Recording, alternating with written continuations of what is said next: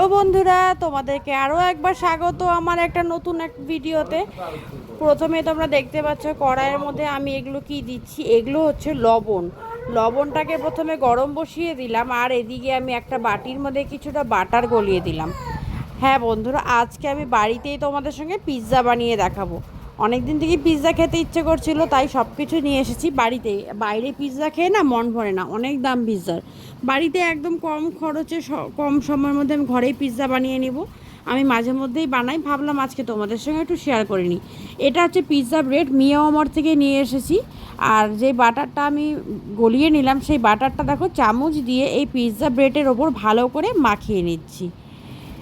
বাড়িতে পিৎজা বানানো খুবই সহজ, সবসময় যে মাইক্রো ওভেন লাগবে এরকম কোনো ব্যাপার নেই, গ্যাস ওভেনেই বানানো যায়। আজকে আমি তোমাদের সঙ্গে সেটাই শেয়ার করব। আমার মাইক্রো ওভেন নেই, আমার গ্যাস ওভেনের মধ্যেই আমি পিৎজা বানাই সব সময়। তো দেখো আরেকটা যেটা দিলাম সেটা হচ্ছে গো চিজ, আর দিয়ে দিলাম পিৎজা সস। প্রথমে বাটার মাখিয়ে তারপর গো চিজ আর পিৎজা সস মাখিয়ে ভালো করে মিক্স করে পুরো ব্রেডটার মধ্যে সুন্দর করে মাখিয়ে নিতে হবে। ভালো করে মাখিয়ে নেওয়ার পর দেখো এরকম একটা লুক এসেছে। এখন এর উপরে আমি ওপর থেকে দিয়ে দেবো চিজ। পিৎজার জন্য কিন্তু সব সময় মোজারেলা চিজটাই নেবে, মোজারেলা চিজটা খুব ভালো গলে যায় তাড়াতাড়ি। অন্যান্য চিজের থেকে মোজারেলা চিজটাই ভালো। প্রথমে গো চিজ দিলাম, তার উপর থেকে মোজারেলা চিজ দিয়ে দিলাম। এখন আমি ওপর থেকে কিছু ভেজিটেবল কেটে রেখেছিলাম। আমি নিয়েছি এখানে ক্যাপসিকাম, রেড ক্যাপসিকাম, আর নিয়েছি গ্রিন ক্যাপসিকাম, আর নিয়েছি আমি টমেটো। ভেজিটেবলগুলো অপশনাল, তোমাদের যার যা ভালো লাগবে। আমার ঘরে যা ছিল আমি সেগুলো দিয়েই করছি, এক্সট্রা করে কিছু আনা হয়নি। তারপর দিয়ে দিচ্ছি এখানে আমি অনিয়ন। সবগুলো একটু ছোট ছোট করে কেটেছি, যেহেতু বাড়িতে করব তো মাইক্রো ওভেন নেই গ্যাসে, তাই সবজিগুলো যতটা পারবে ততটা ছোট করবে, তাহলে না তাড়াতাড়ি হয়ে যাবে। তারপর ওপর থেকে দেখো আমি সুইট কর্ন দিয়ে দিলাম। যতটা ছোট ছোট হয় তত তাড়াতাড়ি সবজিগুলো সেদ্ধ হয়, ততটা তাড়াতাড়ি পিৎজাটা হবে। কারণ গ্যাস ওভেনে তো অত ভালো মাইক্রো ওভেনের মতো স্টিম চারদিক থেকে আসে না, তাই একটু ছোট ছোট করলে ভালো হয়। সুইট কর্নগুলো দিয়ে দিলাম, গল্প করতে করতে ওপর থেকে ছড়িয়ে দিলাম চিলি ফ্লেক্স। এই চিলি ফ্লেক্সটা আমার বাড়িতেই বানানো। এবার এক এক করে 3 রকমের পিৎজা অর্গানো আছে আমার কাছে, গ্রিন, অরেঞ্জ আর হচ্ছে ইয়েলো। 3 রকমের পিৎজা অর্গানোগুলো দিয়ে দিলাম আমি। তারপর আমি ওপর থেকে আরও কিছুটা মোজারেলা চিজ দিয়ে দেবো। আসলে যেহেতু বাড়িতে বানাবো তাই আমি যতটা পেরেছি বেশি করে চিজ দিয়েছি। চিজ দিলে কিন্তু পিৎজাটা খেতে আরও বেশি টেস্টি হয়। আর দোকানে তো ওরা লিমিটেড দেয়, বাড়িতে তুমি আনলিমিটেড চিজ দিয়ে করতে পারো। আমার বেশি চিজ পছন্দ, তাই আমি চিজটা একটু বেশি করেই দিয়েছি।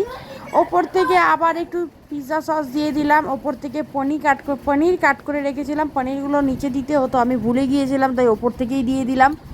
আরও কিছুটা চিলি ফ্লেক্স আর পিৎজা অর্গানোগুলো উপর থেকে দিয়েছি। এবার আরও কিছুটা মোজারেলা চিজ ওপর থেকে দিয়ে দিলাম। বললাম না, বাড়ির ঘরের জিনিস যত খুশি দাও, খেতে কিন্তু যত চিজ হয় তত বেশি ভালো লাগে। এবার চলো পিৎজার বেসটা রেডি করে নিই, যেটার মধ্যে বসাবো।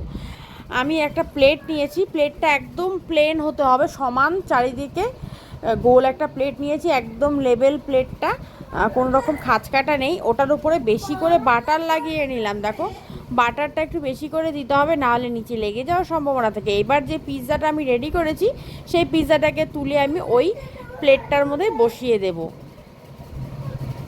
প্লেটটার মধ্যে বসিয়ে দিলাম, ব্যাস এই হচ্ছে আমার ওভেনে দেওয়ার জন্য একদম রেডি পিৎজাটা।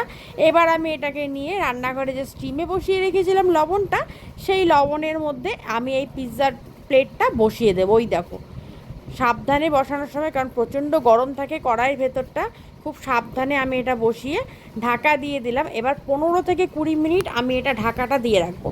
15 থেকে 20 মিনিট পর আমি ঢাকাটা খুলে ফেললাম। দেখো আমার পিৎজাটা কিন্তু ট্যানটানান হয়ে গেছে, একদম রেডি। আর পিৎজাটা দেখো খুব সুন্দরভাবে গলে গেছে, চিজগুলো একদম রেডি। 15 থেকে 20 মিনিটের মধ্যেই। আর স্টিমটা কিন্তু একদম মিডিয়াম টু লো থাকবে যখন হচ্ছে পিৎজাটা দেওয়া হবে। আগে তো কারণ কড়াইয়ের ভেতরটা প্রচণ্ড গরম করেই নিয়েছিলাম। তো এই দেখো আমার বাড়িতে বানানো হোমমেড পিৎজা, দেখে কতটা লোভনীয় না? দেখতে যতটা লোভনীয়, খেতে কিন্তু দারুণ হয়েছিল। ডমিনোজের থেকেও আমার মনে হয় যে আমার ঘরে বানানো পিৎজাটাই বেশি টেস্ট, কারণ আমি যেভাবে চিজ দিয়েছি ওরাও এতটা চিজ দেবে না। চিজের উপরেই পিৎজা টেস্টটা হয়।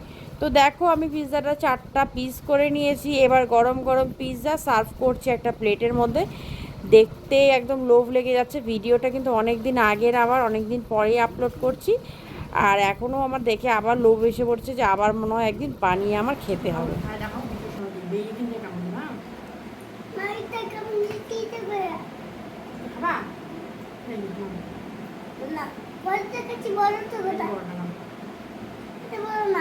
জানলে বড় হবে, দেখে দেখ না মুখে বিক্রি হচ্ছে।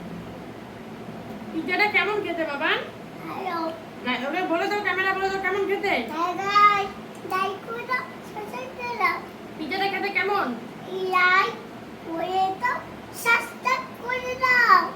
পিজাটা কেমন হয়েছে বলে দাও ওদেরকে।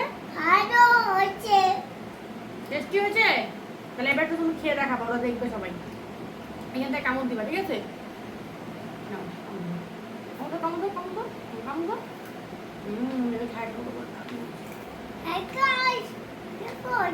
বাবা দিয়ে দেখা বলো, বলো এটা সেই টেস্টি হয়েছে না? তোমরাও বাবা বানায়।